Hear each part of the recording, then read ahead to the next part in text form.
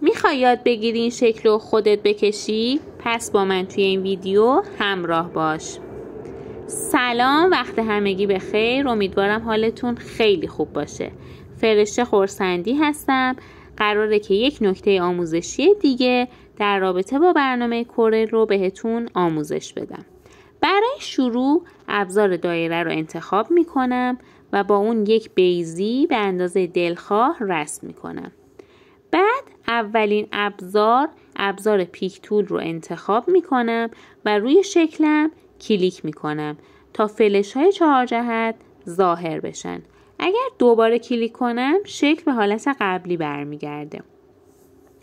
اون جهتی رو که میخوام شکل رو به اون سمت بچرخونم انتخاب میکنم و با کلیک چپ میکشم و همزمان کلیک راست رو هم نگه میدارم تا از اون شکل برای من کپی گرفته بشه و همزمان کلیک راست و کلیک چپ رو رها میکنم.